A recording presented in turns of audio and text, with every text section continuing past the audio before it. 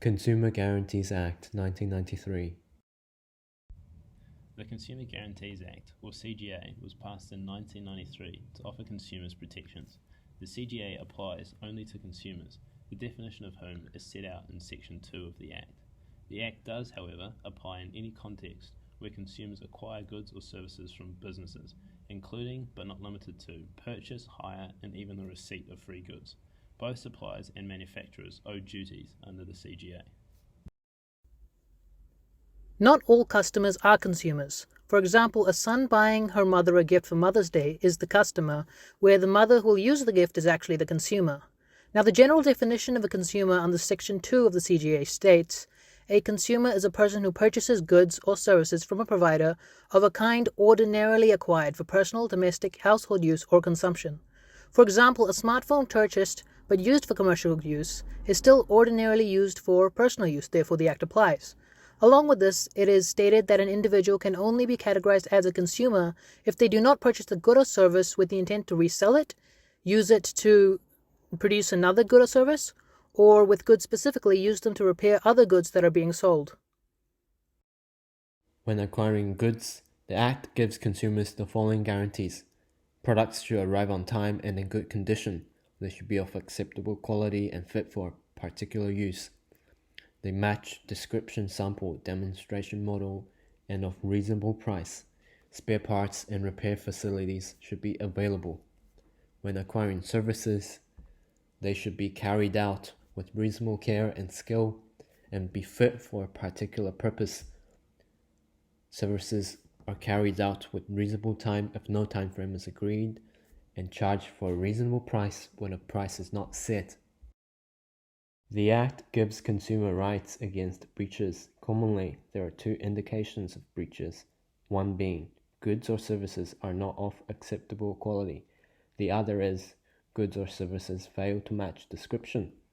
If neither is met, the issue is not covered in the Act. Only if either of these conditions is satisfied, then the Consumer Guarantees Act kicks into gear. The central question of remedies for breaches: can it be fixed? If not, the consumer has a right to either a refund, a replacement, or damages for the reduction in value. If a fix is possible, the consumer doesn't automatically have a right to a refund. The seller must either repair or replace the goods or services within a reasonable time. Doing so will also remedy the breach. However, if the seller doesn't do so within reasonable time, the consumer has the right to have the failure remedied elsewhere and costs covered, or reject the goods or services. Consumers also have a right to any foreseeable damages caused by the negligence of the seller.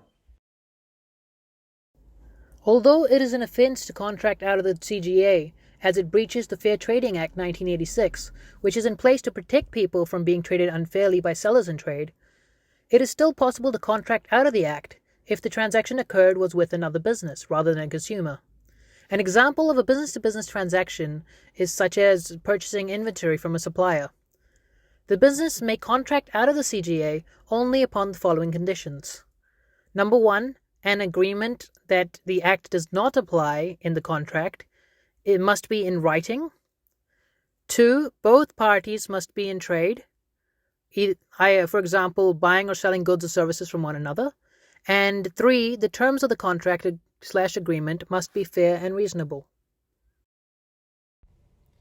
It is important that small and medium-sized enterprises familiarize themselves with the Consumer Guarantees Act so they are aware of the practical consequences for their business practices. SMEs should identify if the good or service they supply/manufacture are of a kind ordinarily acquired for personal, domestic, or household use or consumption, where consumers would be protected by the CGA. They should then be aware of the guarantees they owe consumers and take steps to meet those obligations by, for example, ensuring acceptable quality in relation to fitness for purpose, finish, and durability for suppliers of goods, and reasonable care and skill and time frame for providers of services. Businesses should also seek familiarity with the legislation surrounding situations where they can and can't contract out of the CGA to avoid breaching the Fair Trading Act, and they should also understand stipulations placed on extended warranties under the CGA before offering them to consumers.